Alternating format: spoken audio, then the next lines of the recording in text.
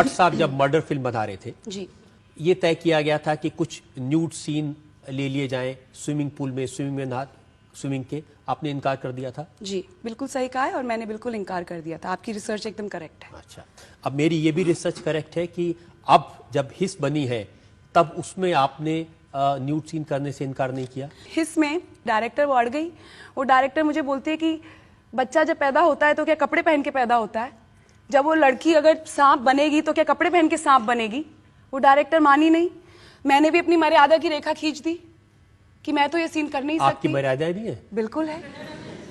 मैं वो फिल्म में जिस तरह से आपने वो रोल किया है उसकी कुछ क्लिप्स हमारे पास है। अब आपके पास कहां से आ गई? अब ये मत पूछिए कि वो कहां से आई, लेकिन उसमें आपने कैसे कैसे कारनामे किए, कैसी हरकतें की हैं, कैसे कपड़े उतारे हैं, वो मैं जरा जनता को दिखाना चाहता हूँ। जज साहब, आपकी इजाजत हो तो एविडेंस के तौर पर वो फुटेज हम पेश करना चाहते हैं। जज साहब भी देखना चाहेंगे।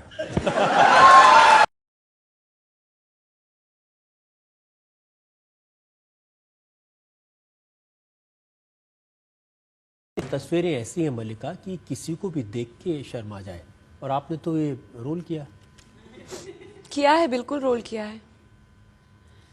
देखिए रजत जी, ये जमाना ऐसा है कि जब द्रौपदी का वस्त्रहरण हुआ था ना, तब सबने ऐसे ही मजे लिए थे। ये जमाना ही ऐसा है। मतलब अब आप रोल करेंगी और लोग मजे लेंगे? बात मैं ये नहीं कह रही, बात ये नहीं कह रही मैं। इसमें जो न्यूड सीन है वो बॉडी डबल ने किए हैं, इल्यूजन क्रिएट की है। जैसे पोस्ट प्रोडक्शन में हम आज की डिजिटल एज में एक बदसूरत हीरोइन को खूबसूरत बना देते हैं पोस्ट प्रोडक्शन में, वैसे ही हिस में भी एक बॉडी डबल की बॉडी यूज़ की है। और मैं आपको पहले भी बताया कि डायरेक्टर अड़ गई और मुझे लगा कि मर्डर 7 साल पहले आई थी। 7 साल में सबकी सोच बदली है, इंटरनेट आया है। 7 साल पहले भट्ट साहब ने आपको कहा था कि बॉडी डबल इस्तेमाल कर लें। हाँ जी। और आप तैयार नहीं हुई थी उसके लिए? बिल्कुल नहीं हुई थी, लेकिन आज तैयार इसलिए हुई क्योंकि कल की सुबह और आज की सुबह में बहुत फर्क है। कल की सोच और आज की सोच में बहुत फर्क है। फिर यही सीन अगर किसी विदेशी फिल्म में होते, किसी को कोई परेशानी नहीं होगी और ये समाज के ठेकेदार बोलेंगे वाह क्या आर्टिस्टिक तरह से शूट किया है, कितना आर्टिस्टिक है। सही है। बैंडिट क्वीन भी तो रिलीज हुई थी अपने ही देश में। बैंडिट क्वीन में तो किसी को परेशानी नहीं हुई थी, लेकिन मल्लिका शेरावत की हिस में बॉडी डबल ने न्यूड सीन दिया है, उसका बड़ा बवाल मचेगा। पर बैंडिट क्वीन भी तो सभी देखने गए थे, किसी ने कुछ नहीं कहा था। क्या वजह है कि मल्लिका शेरावत कुछ भी करती है तो बवाल मचता है? क्योंकि मल्लिका शेरावत सच बोलती है, क्योंकि मैं सच बोलती हूँ, मैं झूठी बातें नहीं करती, मैं जैसी जो बोलती हूँ वही करती हूँ। और आप मुझ पे इतने इल्जाम लगा रहे हैं। ये सच है मल्लिका कि जब ये फिल्म आप कर रही थी उसके बाद आपने एक इंटरव्यू दिया और उसमें कहा कि इस फिल्म के डायरेक्टर ने मेरे अंदर के छिपे हुए जानवर को बाहर निकाल दिया? बिल्कुल। अब जब मैं सांप बनी हूं तो मुझे जानवर तो बनना ही पड़ेगा रजत जी। आप सेक्स को सेल करने की कोशिश कर रही हैं, बोल्डनेस को सेल करने की कोशिश कर रही हैं, ऑब्सनिटी को सेल करने की कोशिश कर रही हैं। तो क्या बुरा किया? फांसी लगा दो मुझे। हर कोई हीरोइन तो यही कर रही है। किस फिल्म में आज किस नहीं है, आप लोग मुझे बताइए। किस हीरोइन ने बिकिनी नहीं डाली? और आज ही बात क्यों कर रहे हैं? जीनत अमान ने कब डाली थी? मैं पहली तो नहीं हूं। मेनका थी रजत जी, भूल गए? अपने इतिहास में तो मेनका भी थी। मेनका ने द्रौपदी के 5 पति थे। मेनका ने तो विश्वामित्र की तपस्या भंग की थी। आपके निशाने पर कौन है? मल्लिका, एक मैगजीन ने आपके वो सारे बयानों को कंपाइल किया है जो बिल्कुल सेंसेशनल स्टेटमेंट्स हैं, और बहुत सारे ऐसे बयान हैं कि मैं सबके सामने पढ़ के सुना भी नहीं सकता हूं। अब जैसे आपने कहा कि हर मर्द मुझे छूना चाहता है, सबकी नजर मेरे इस तरफ होती है। ऐसे आप शर्मा गए रजत जी? बिल्कुल। कोई भी आपने कहा था कुछ ऐसी बात? कही होंगी रजत जी, काफी टाइम पुरानी बात हो गई है। मल्लिका शेरावत ने कहा अगर वाइग्रा के बारे में लोग नहीं सवाल उठाते तो मेरे ऑडियो विजुअल ड्रग के बारे में क्यों सवाल उठाते हैं? ये भी तो डिजायर बढ़ाता है। मैंने ये कहा था, बिल्कुल कहा था, क्योंकि सिनेमा जो है that is an audio visual medium. और फिर आपने कहा कि जिन मर्दों के ख्यालों में मैं आती हूं उनके होश उड़ा देती हूं। ये तो कहा था, और हिस के बाद तो रातों की नींद भी उड़ा दूंगी। आपने ये भी कहा कि मैं हरियाणा की जाट हूं और मुझे जवानी का मतलब पता है। हरियाणा की जाट तो हूँ, ये आगे पता नहीं, ये उन्होंने खुद लगा दी मिर्ची। क्योंकि इसके बाद में किसी एक आदमी ने आपको जान से मारने की धमकी भी दी थी। जी हाँ, मेरे पे असैसिनेशन अटेम्प्ट हुआ था, और इसलिए हुआ था क्योंकि मैंने कहा कि मैं हरियाणा से आती हूँ और हरियाणा में फीमेल फीटिसाइड, भ्रूण हत्या जो है वो बहुत ज़्यादा, उसका रेट जो है वो बहुत हाई है। और मैंने कहा था women are treated like cattle in Haryana. मैंने सच कहा था। अभी तो आप बहुत अच्छे तरीके से बता, आपने क्या कहा था? आपने कहा था हरियाणा के लोग अपनी लड़कियों और औरतों के बारे में तंग नजरिया रखते हैं। नैरो माइंडेड लोग हैं, बिल्कुल कहा था, रखते हैं तंग नजरिया। मर्दों के लिए कुछ और रूल्स हैं, औरतों के लिए कुछ और रूल्स हैं। झूठ नहीं कहा था। तो आप क्या करेंगी इस तंग नजरिए को बदलने के लिए? मुझे ऐसे लगता है रजत जी कि मैं आपको एक कहानी सुनाती हूँ। एक राजा था, उसके पास एक तोता था। वो तोते को सभी ऐशो आराम देता था, तोते को सोने के पिंजरे में रखता था, तोते को उसने सब पाठ पढ़ाए, इंडिपेंडेंस का पाठ पढ़ाया, उसको खिलाता पिलाता था, बहुत उसका ख्याल रखता था। और एक दिन वो तोता पिंजरे में मर गया। तो वहाँ की जो औरतें हैं ना, वो उस तोते की तरह हैं। मर्द उनके लिए वो पिंजरे का दरवाजा खोलते ही नहीं, खुले आसमान से भी डर लगता है उन्हें। उन्होंने उन औरतों को अपनी प्रॉपर्टी का हिस्सा बना लिया है, उनके जिस्म को अपनी प्रॉपर्टी बना लिया है। इसमें क्या गलत काम है? मैंने ऑफर आते हैं, हर तरह के ऑफर आते हैं, इस मैगजीन में फोटो खिंचाओ, उस मैगजीन में फोटो खिंचाओ। और जब आप फोटो खिंचाती हैं तो उसमें कपड़े और कम होते जाते हैं। आपको मेरे कपड़ों से बड़ी शिकायत है रजत जी। देखिए, मैं आपको कुछ वो तस्वीरें दिखाना चाहता हूँ। ये कुछ मैगजीन्स हैं, ये देखिए। अच्छी नहीं लग रही इसमें मैं? नहीं, बहुत अच्छी लग रही है, लेकिन इनसे पूछिए ना। आप हरियाणा की लड़कियों के सामने ये एग्जाम्पल रखना चाहती हैं? मैं हरियाणा की लड़कियों के आगे ये एग्जाम्पल रखना चाहती हूँ, कि पहली बात तो मैं एग्जाम्पल ही नहीं रखना चाहती रजत जी। मैं किसी के आगे मिसाल नहीं बनना चाहती। मैं जो हूँ वो हूँ। आपको मैं पसंद हूँ कि मल्लिका, आप चाहे ना चाहे आप मिसाल बन जाती है ना वहाँ के लोगों के लिए। तो फिर ये तो अच्छी बात है अगर मैं ट्रेंड सेटर हूँ। की लड़कियां आपको फैन मेल लिखती हैं, चिट्ठियां लिखती हैं, आपसे रास्ता देखना चाहती हैं, तो ऐसा रास्ता दिखाएंगी? वो अपना रास्ता चुने, मैंने अपना रास्ता चुना है। आपने बॉलीवुड में कुछ फिल्में करने के बाद में हॉलीवुड का रास्ता चुन लिया। मैं उस पेड़ की तरह हूं रजत जी, जिसकी टहनियां तो आसमान की तरफ हैं, पर जड़ें हिंदुस्तान में हैं। मेरी प्यास सिर्फ हिंदुस्तान ही बुझा सकता है। मेरी तकदीर का फैसला मेरे लोग करेंगे, जैसे मर्डर के टाइम किया था। मुझे हॉलीवुड नहीं जाना, मैं अपनी बॉलीवुड की हूं, and I am proud of it. मैंने सुना कि बिल क्लिंटन ने जब आपका हाथ पकड़ा तो छोड़ा नहीं बहुत देर तक। अभी क्या बता दीजिए पब्लिक को। He is a smart man.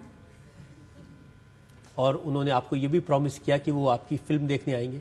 बिल्कुल, जो मेरी अगली आने वाली हॉलीवुड फिल्म है, जो अंग्रेजी फिल्म है, उन्होंने वादा किया है, क्योंकि वो पॉलिटिक्स पर है, कि वो आके जरूर मेरी फिल्म देखेंगे।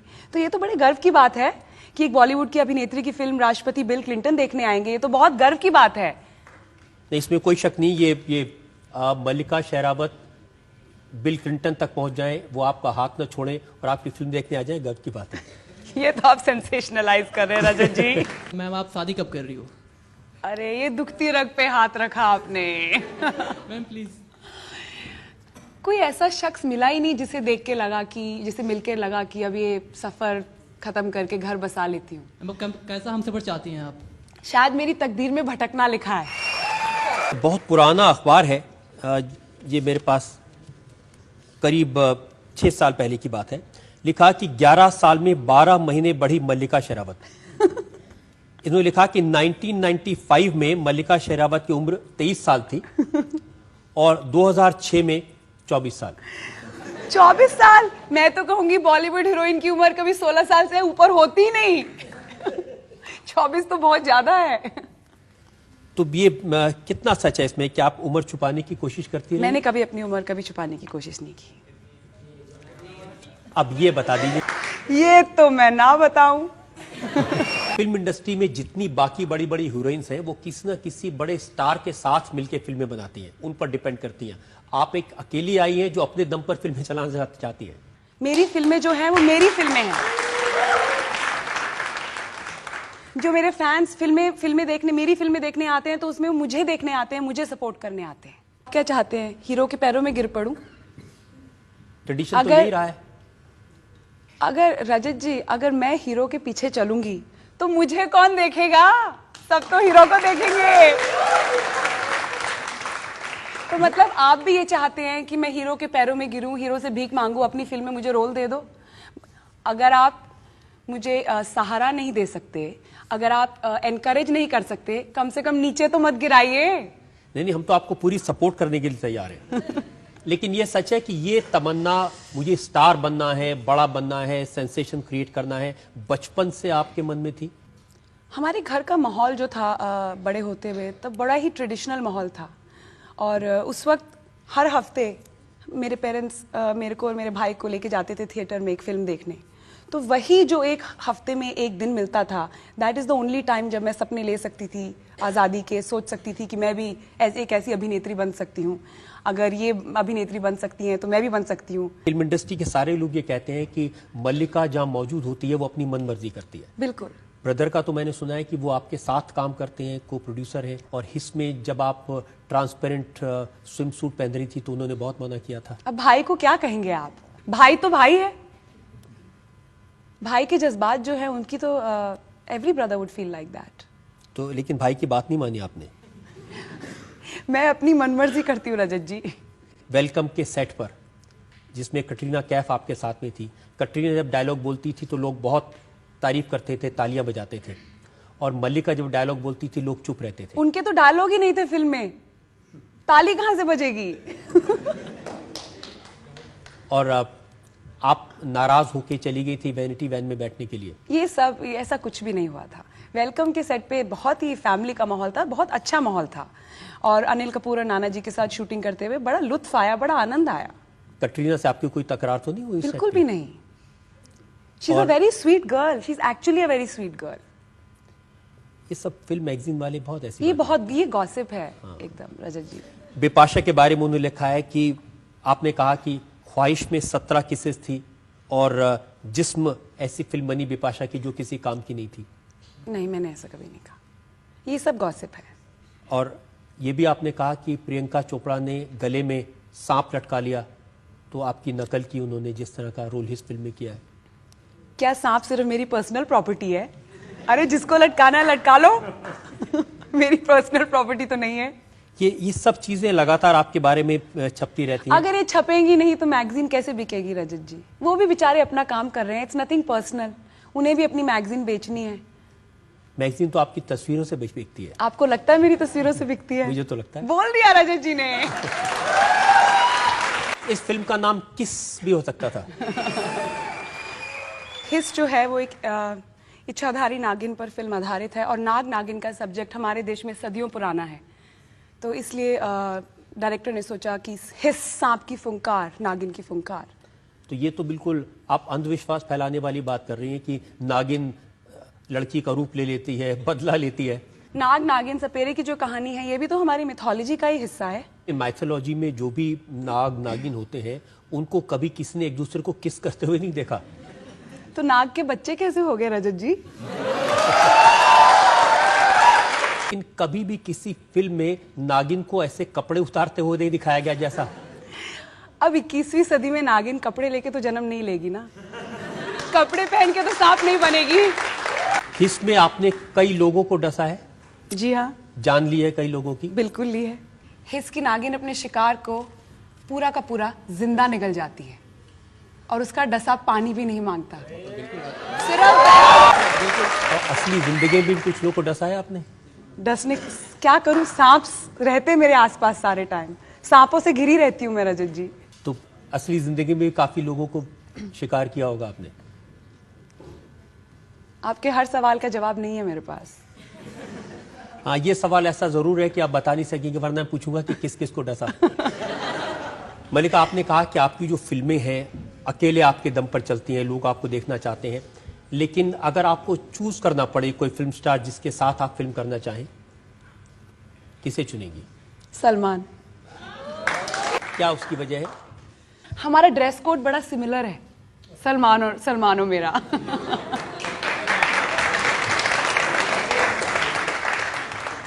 ये बात सही है कि जैसे सलमान बात बात पर अपनी शर्ट उतार देते हैं, और अब हमने देखा कि जॉन अब्राहम उनसे भी थोड़ा आगे बढ़ गए, वो सिर्फ अंडरवेयर पहने हुए नजर आते हैं। ये भी सवाल ऐसा है जिसका जवाब आपके पास नहीं है? भट्ट साहब, शब्द नहीं मेरे पास कहने के लिए कुछ। इतना आपने इतना सम्मान दिया मुझे, इतने मुझ पे इल्ज़ाम लग रहे थे और आपने मुझे इतना सम्मान दिया, मेरे फैंस ने यहाँ मुझे इतना प्रोटेक्ट किया, इतना प्यार दिखाया। आपको मुझे छोड़ के बाकी सब अच्छे लग रहे हैं यहाँ। आप तो इल्ज़ाम पे इल्ज़ाम लगा रहे थे मुझ पर। मेरा काम है मलिका। आपकी तो इल्ज़ामों की लिस्ट ही खत्म नहीं हुई रजत जी। लेकिन आपने मुझसे बड़े जायज़ सवाल पूछे और बहुत अच्छे सवाल पूछे आपने मुझसे, और आई एम ग्लैड आपने पूछे। आज दूध का दूध पानी का पानी हो गया और सबको सच्चाई का पता चल गया। Thank you so much.